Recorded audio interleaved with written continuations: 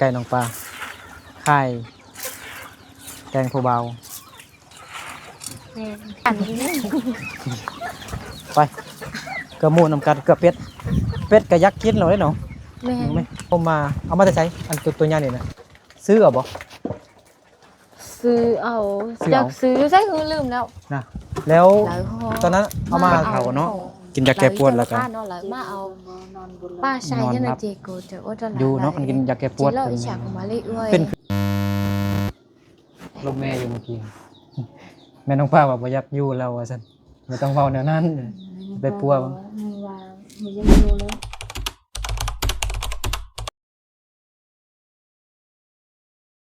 แสดงว่าห้ากับพรเลยก่อน ฮะ แสดงว่าห้ากับพรเลยก่อน จะห้ามมาฮอดเด้เจ็บหัวแบ่งครึ่งกรรมการครึ่งหนึง แบ่งมาให้กันสบายดีซอรี่ สบายดี สบายดีน้องปลาเย้ง สบายดี ไมเซลฟี่ฮักอ่ะ อ๋อ ผมสึกปวดหัวแฮงเอาความจำโทรศัพท์เบิดโอ้ย FC ให้ซื้ออันนำปันให้น้องปลาเย้ง เอ๊ะ แต่ว่าคัดที่ซื้อมาแต่สยะแล้วก็มันนั่นนะ มันละลายหั่นนะ อ๋อ ก็เลยอยู่นี่เขาค่ายนำปันบ่อยู่พุ่นบ่ หันเข้ามาค่ายแล้วเขาค่ายตลาดเตี๋ย มีตลาดขายบ่ ตัวค่าย เออเอาเงินให้น้องปลาซื้อได้เนาะได้บ่ ได้ น้องปลา ฮะ มื้อนี้เฮ็ดหยังน้องปลา ฮะ มื้อนี้เฮ็ดหยัง ดีเฮ็ดซอจังไว้ ซอดอกไม้ เลย ถูกปวดหัวแฮงน้องปลา ฮะ ตากแดดหมดมือมื้อนี้ ตักแดนมัน ตากแดดหมดมือ สู้ๆเด้อสิ สู้ๆเด้อ FC เด้อ สู้ๆเด้อ อันนี้กันซื้อมาใหม่มาตอกมาฝากมาตอนน้องปลาแม่น้องปลา FC ซื้อไล่แท้ ซื้อให้ อันนี้คือซื้อไล่แท้ หลายโอ้อันนึกเห็นน้องปลากินมักใหม่เก่งซื้อให้นะบริซื้อน้ำว่านก็เลยซื้ออันน้ำมักใหม่มาไปกันน้องปลาจะ อันนี้ได้ปะ แตงโม นักขนาด นักบอกที่ต้องวมอยู่แล้ว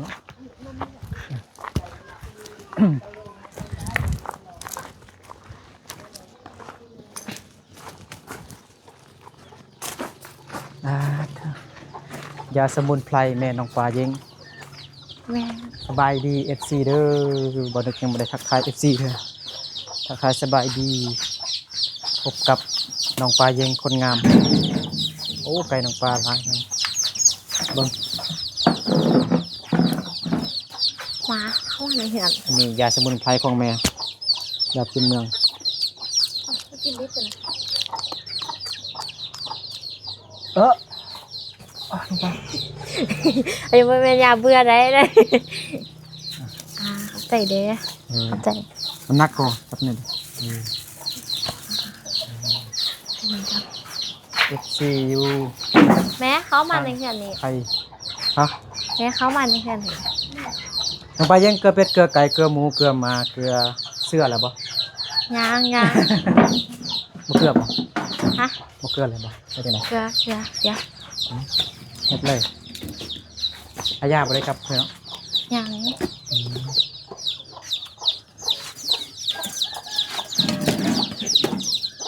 ้เกลือก่อนแล้ว นี่ มันขึ้นปากไอ้หนอน้องปลาหนอ ฮะ ว่าอันยาอันแม่น้องเมื่อกี้ไอ้กินหรอมันขึ้นปากเลย โอ้แม่แน่ มันแบบคล้ายๆคืออันพักเพชรนั่นเนาะขึ้นปากเกลือจังซี่ได้ก็ได้เนาะเกลือจังซี่ก็ได้เนาะบ่ได้ใส่น้ำ ได้เกลือแบบนี้ก็ได้ อ๋อถูกเบิ่งไหมเป็ดไก่น้องปลาไข่แกงผู้เบา แม่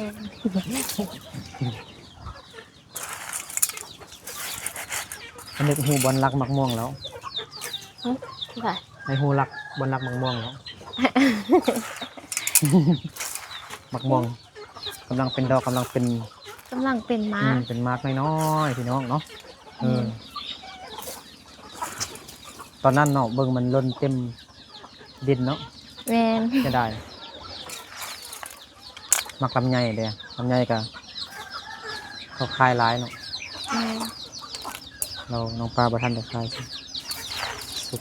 เพราะปีนี้บ่ค่อยเป็นม้าได้เลย ลำไยนะ แม่นมะม่วงก็คือกัน เขาว่าคือกันเนาะ แม่น ที่ใกล้หลายเนาะ ใช่ไก่ไล่ปลายปีนี้ฝนบ่ตก เอาเขา เลย บ่เขาบ่บ่ซื้อบ่มะพร้าว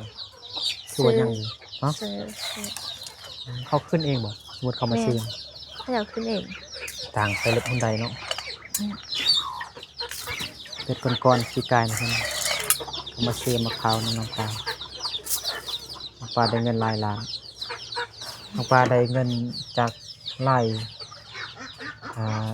นี่ไร่บอลเนาะทางขายเป็ดขายไก่ขายมักไหม้มักตอกวันนี้บ่ได้ส่งเครื่องบ่ ฮะ บ่ส่งเครื่องบ่ บ่ทันบ่ทันก็เลย ให้เอาปืนบ่ ฮะ ให้เอาปืนมาสิยิงน้องปลาย านแล้วยานแล้ว สิเกือกไหน เอามือกัน ล้างมือให้ยังกินข้าว โอ้ เอาหมูดิบุกเกิด ไปเดินก่อนไปเลย บุกเกิด เราไปเกิดตอนนี้ก็ได้ แล้วแต่เนาะเฮ็ดเวียกเลย ฮะ เวียกอย่างไรเนาะ เกิดพูดอะไรก็ได้ แล้วแต่น้องปลาเนาะน้องปลายิงจังเฮ็ดหยังก็เฮ็ดเลยตามสบายหายเกลือช่วยบ่ ฮะ หายเกลือช่วยบ่หายจับจัง เป ได ล่าเปล่าเอาเองก็ได้จังไรกันจังไรกัน อ่าทรัพย์สมบัติน้องปลาหลายแฮงพี่น้องจะบ่มีบ่อนย่าง แม่น เข้าออก มรดกนี่นะมรดกอีแม่พ่อเอาให้ไง ทรัพย์สมบัติมรดกมรดกโลกของน้องปลา มรดกชีวิตเนี่ย อันนี้เป็นใบ มัน อัน ดัง นี้นะแมน บะมันดางไปเกลือหมูนบ่หรือเกลือเป็ด เกลือหมู เกลือหมูบ่ แม่น ผสมใส่กับหำมันบ่ เดี๋ยวนะป้าเอาหำนี่กัน เลยตามสบายเลยน้องปลาอ๋อยังก็มีทุกอย่างมันบ่ต้นกล้วยก็ยัง แตกดอกออกหน่ออยู่ในเฮือนเลยต้นกล้วยคงสีเขาเนาะน้องไปยงมาค่ายมาสีเขาอยู่เงินน้องไปยิงน้องละสีเขาอยู่นี่บางครั้งก็ไปสีอยู่หงสีใหญ่พุ่นสีเขาเจ้า น้องป้าบ่ได้เรียนการทหารแล้วบ่ขอบอาจารย์นี่ ว่าสิคอบอาจารย์ทั่วไปสิ อาจารย์บอกว่าให้นะ ยังบ่คอบเพื่อ บ่ได้ครอบเพียง ยังว่าสิคอบ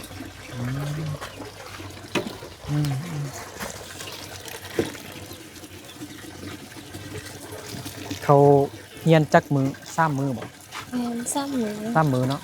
ไปแล้วบ่ น้องป้าบ่ได้คะแนนโอ้มันขาด3มือ ยังว่าคิดก่อนเพราะว่าบ่มีพายุนำแม่ บ่มีผู้ใดดูแลแม่เนาะดูแม่ได้เกลือเป็ดเกลือไก่ได้เบิ่งเป็ดเบิ่งไก่นี่แหละเคยมีคนรักเป็ดรักไก่บ่ เคยตอนนั้นแต่ว่าเดี๋ยวนี้ จับบ่ได้บ่จับบ่ได้ บ่ได้ แต่กี้ไอ้นี่ก็เคยรักเป็ดรักไก่เขาก็ แท้แต่กี้ตอนน้อยนะตอนอายุประมาณ8-9 ปีนี่แหละ สุดท้ายความรักกระแตกสิวะ แม่นเพราะว่าความลับบ่มีในโลก แม่น ตอนอายุอ้ายประมาณ10 ปีหรือ11 ปี 12 ปีนี่แหละเป็ดเขาก็รักของในครูซ้ำเป็ดในครูเลย กาหารพอ บ่ดี เนาะเจ้าหาว่าบ่ดีแล้ บ่ดีเลย ตอนไอ้ตอนน้อยเนี่ยบ่ดีเลยรักฮอดเป็ดในครูตัวเอง บอกมาบ่ดี เอาตอนน้อยเนาะเฮาสิไปฮู้เนาะให้เราหมู่พาไปเฮ็ดก็เฮ็ดนั่นแหละตอนนี้ตะกี้มักรัก แต่ตอนนี้ เห็นหมดมาย่างหน่อยนึงเรามันตกอยู่ในน้ำบ่ออีหยังเราก็เก็บเอาไม้จิ้มออกเป็นสัตว์ยังบกล้าฆ่าบกล้าตีเลย เสียบเนาะ ถ้าแม่นคนเฮานี่เบิ่งแต่อัน อีหยังซานางหมูอะเนาะซานางหมูก็คืออันนี้แหละ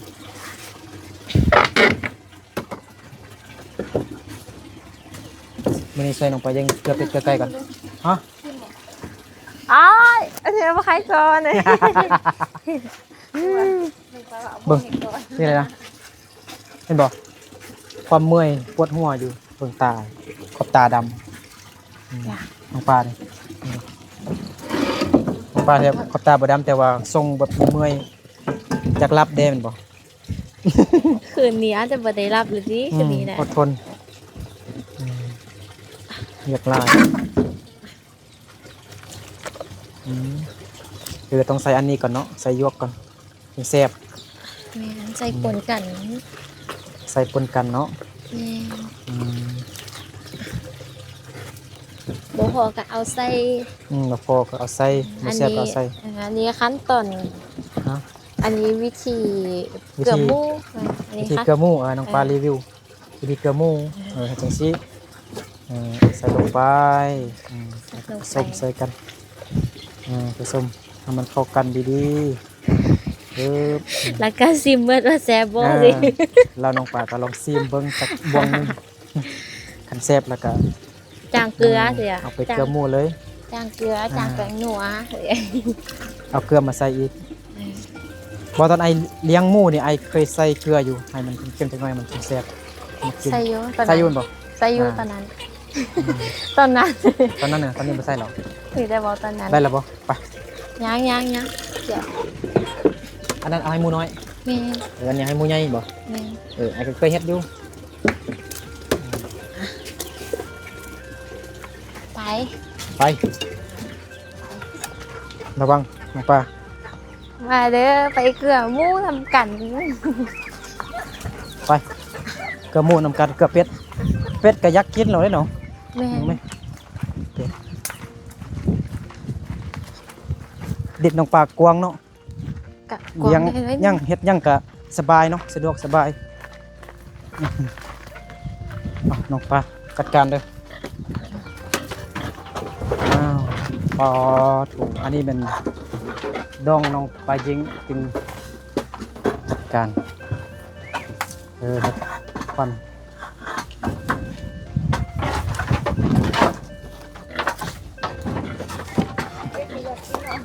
เป็นรักกินแล้ว โอ้ยบางต้นเนี่ยบอสลาดเด้อเนาะบางต้นเนี่ยบอสลาดแล้วเข้ามาทางนี้แล้วออกมาทางนี้บ่ได้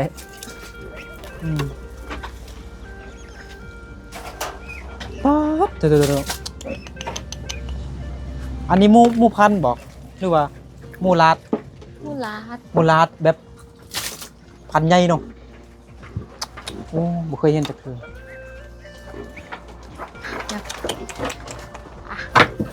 ไปนิดนึงเด้อจะไปนิดนึงเด้อทางฝ่ายเห็ด เฮ็ดหยังโอ้สิขาหมูแล้วสิกินซีนหมูแล้วเป็นเป็ดกินก่อนแล้วตัวใหญ่เฮงนี่ว้าวถูกจักปีแล้วน้องปลาเลี้ยงมาตั้งแต่น้อยบ่ 4 ปีป้ายแล้ว 4 ปีปลายแล้ว อันนี้4 ปีปลายแล้วเนาะเบิ่งอยู่ในกล้องน่ะคือน้อยเลยแต่ว่าเบิ่งตัวจริงนี่ใหญ่ขนาดเลย ประมาณ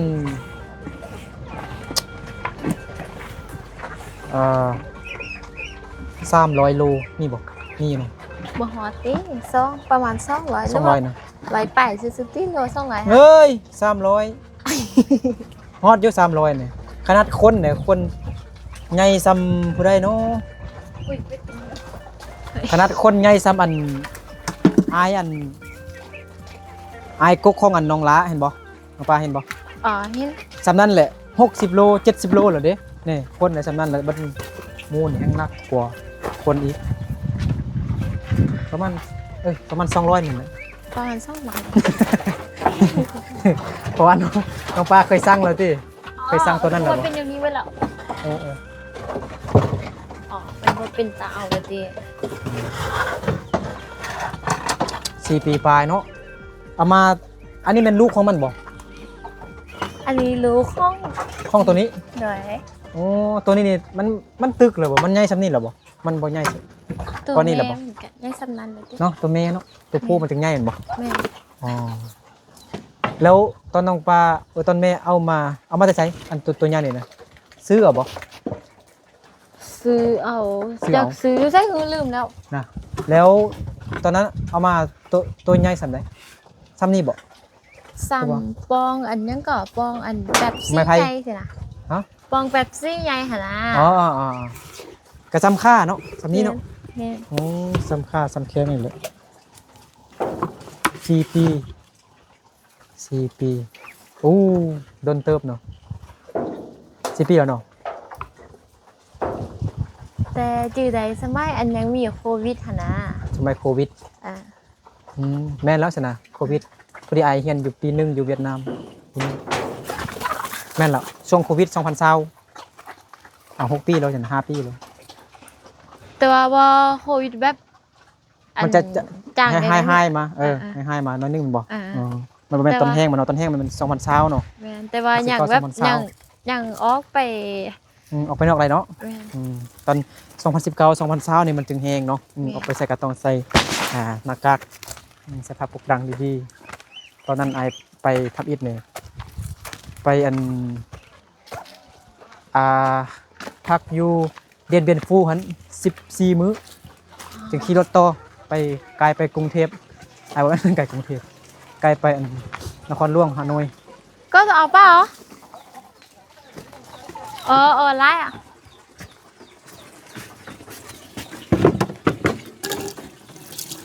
เขามาเอาเครื่องแล้วบ่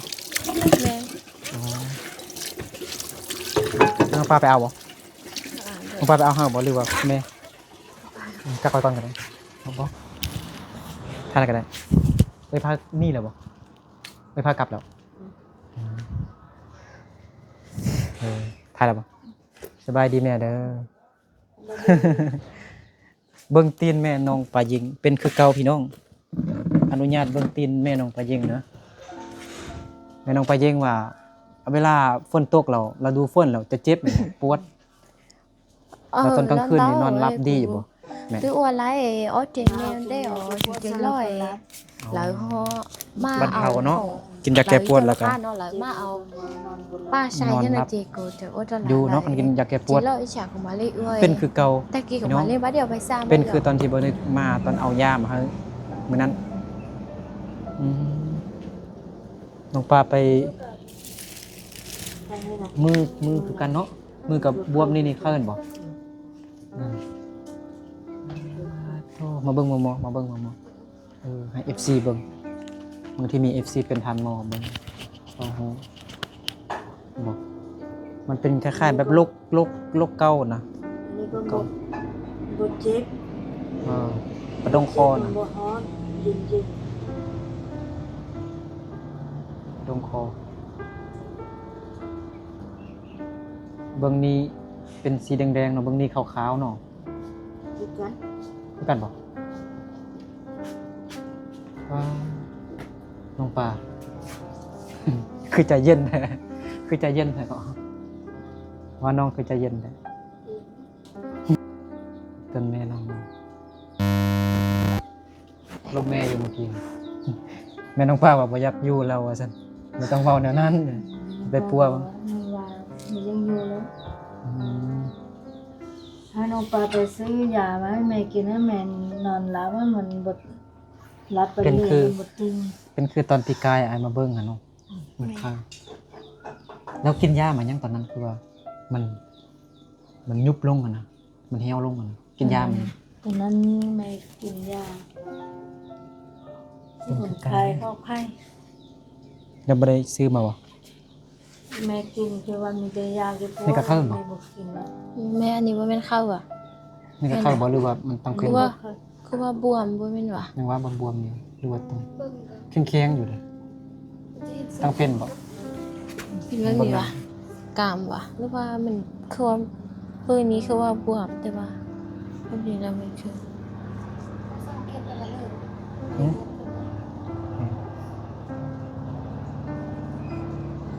แห่งพ่อก็บ่อยู่เนาะมันพ่ออยู่นี่พ่อพาไปพ่ออยู่คนอยู่พี่แล้ว บ่พอบ่พาแล้วพอ พ่อบ่พาน่ะตอนพ่ออยู่กับบ่พาแม่ไป อย่าก็อยากให้แม่ตายไวๆไป น่ะ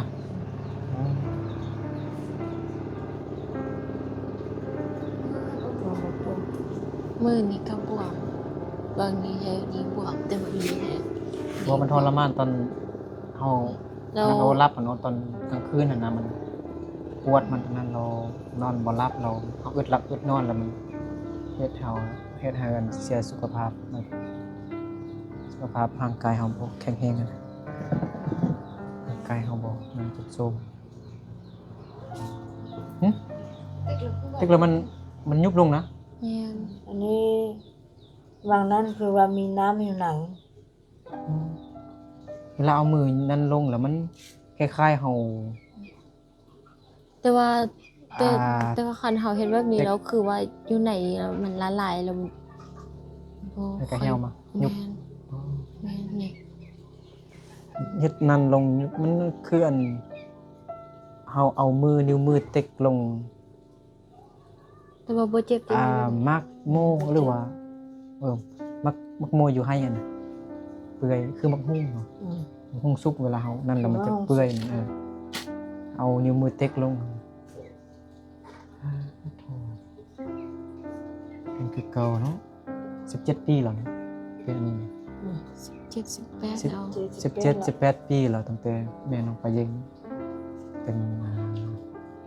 กระดงคอหรือว่าคนไทยเขาเอิ้นว่าโรคเกาต์ ประดงเส้น กระดงเส้นเนาะ กินยาประดงความบ่ถึงจะดีกินยาปวดเส้นนอนดี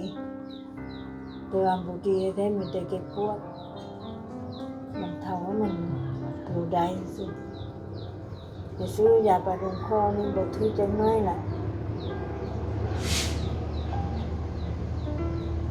ครับมีงบมีเงินอยากให้น้องปลาพาแม่ไปป่วยอยู่ทางไทยเนี่ย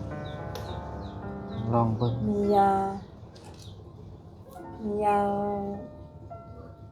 อยากให้ฟังยามาให้กิน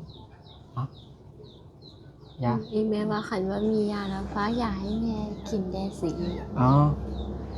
คืออันตอนนั้นแม่บ่ได้กินหมดบ่ยาอันนั้นน่ะ แม่กินบ่หมดแต่ว่าแม่ก็กินหมด4ป่องอะ อ๋อสิปองสิกลับบ่แล้วมันเป็นจังไดอาการน่ะเวลากินหมด อาการก็คือเก่า คือก่อนบ่บ่มีฤทธิ์บ่มีอิหยังออกเกิดขึ้นเนาะ กันคือเก่า อีแม่กินมาซีป้องแล้วอาการก็คือเก้าแล้วพอดี เก้า อายากะซื้อได้ยามาไม่ได้สิรายาว่าคันว่ากินตัวนี้มาซีป้องพอดีแล้วก็เปลี่ยนกินตัวนี้สิเลยเปลี่ยนกินตัวนี้ มันบ่ดีโอ้ยสิกลับสิปองแล้วก็หลายได้ แม่ อืมแบบนี้ต้องไปห้องหมอไปนอนห้องหมอทานหมอด็อกเตอร์มาเอ็กซเรย์มากวาดเบิ่งดีๆเช็คเบิ่งดีๆต้องเป็นทานหมอเก่งๆคนนี้ทานหมอบางทีก็ไปทานหมอด็อกเตอร์ซื่อๆก็บ่ฮู้เลยบ่เก่งกับบ่ฮู้ปัญญาเอายามาอันนี้ มันเคยมีเชียว เรามีงบมีเงินอยากพาแม่น้องไปเย็งไป รู้ว่าเราอย่างไร ไทย ถ้าสูงก็ ไม่ใช่หนูหนูบรรจุอ่ะ ผู้จิรู้ผู้จิน้องผู้จิโก้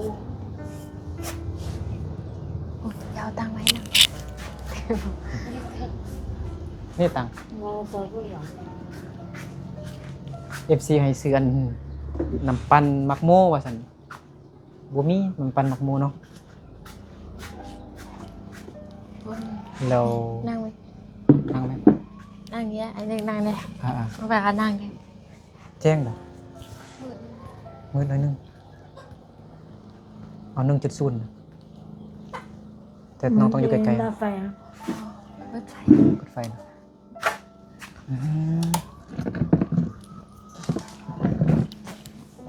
ตั้งเพราะมันสูงโพด ใส่เนื้อหนักเลย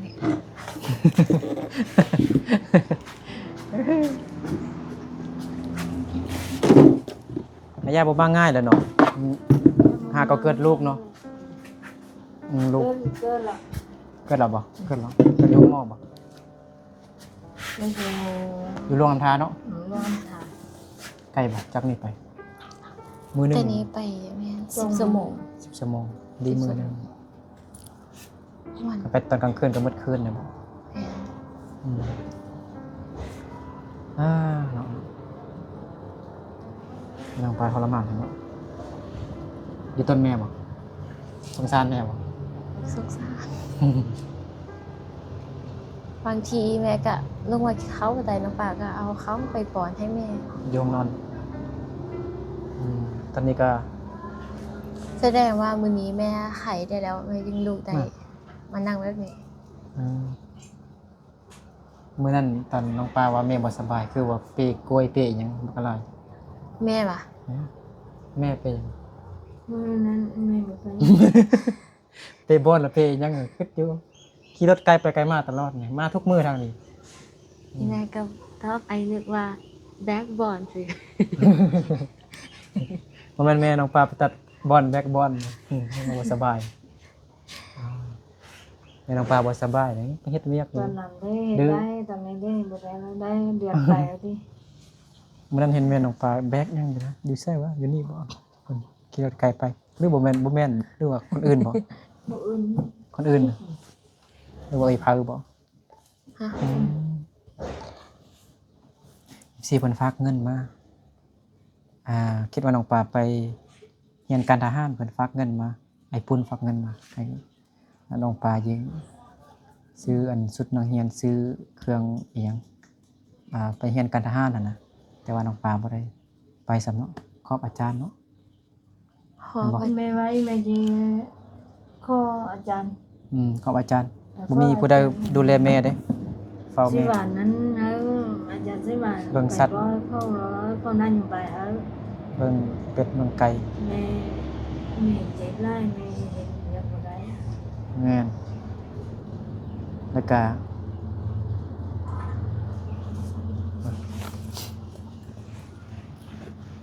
ให้แม่น้องปลาเลยคนละ 2,000 บาทไอ้ปุ้นให้ซื้ออันตังไอ้ปุ้นให้ซื้อตังอันพับได้หั่นน่ะแต่เลาะซอกมื้อนี้จนเจ็บหัวถามผู้ใดก็บ่มีบ่ได้ตลาดใหญ่ตลาด2ชั้นถามก็บ่มีออกมานอกล้อตามแคมทางเบิ่งมีแต่ตัวอันที่มันพับบ่ได้พับได้แต่ว่ามันเป็นแบบนอนยาวๆมันบ่แม่นพับแบบสั้นๆหั่นน่ะบ่มีอันนี้มันเงินซื้ออันตังไม่มาอย่างดี มันมีลายพูด 3 เส้นแลกมาตามเลขเงิน500 3 เส้น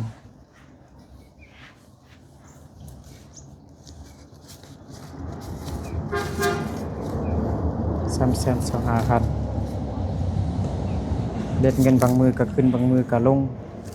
บางทีก็1,000ก็ได้แต่6 เซนจะกับ6 เซนปลายน้องปลาจับอันนี้ไว้ก่อนอันนี้มันซื้อตั้งเลย ขอบใจ น้องปลาเลย ขอบใจปูนเด้อ เลย ขอบใจอะไร หรือว่าน้องปลาแล้วน้องปลาซื้อก็ซื้อบ่ซื้อก็บ่เป็นหยังเงินเก็บไว้รักษาแม่ก็ได้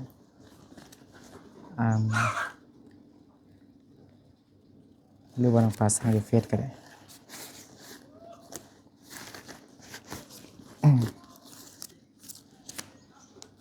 อันนี้มัน60,000 กีบ อันนี้มันได้ซื้อน้ำปั่นแต่ว่า ซื้อน้ำพัน แม่น60,000 ซื้อน้ำปั่นแต่ว่าซื้อน้ำปั่น4 โจ๊ก 4 แก้วไอ้นึกเด้เวลี่เด้แม่น้องปลาเด้ปลาเย่งเด้กินน้ำกันเหมือนกันแต่บ่เป็นหยังกินก็ได้กินหลายหรอก สนใจเด้อขอบใจ แต่แม่น้องปลากินบ้านอะไรกินบ้านไหนมั้งซื้อน้ำปั่นน้องปลาซื้อก็ซื้อบ่ซื้อก็บ่เป็นหยัง ใจเด้อ ส่วนอันนี้มันเงินน้องปลาเยงกับแม่เด้อพูดละ1,340,000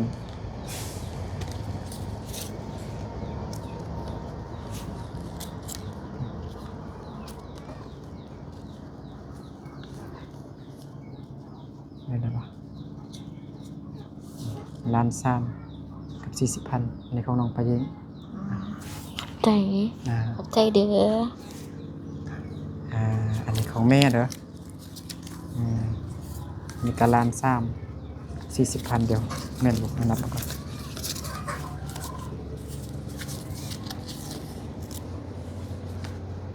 แม่นละ1,300,000เอาไป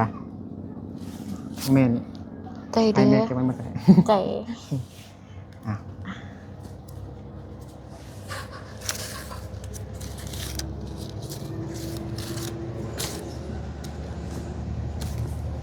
มีแต่เงินเข้า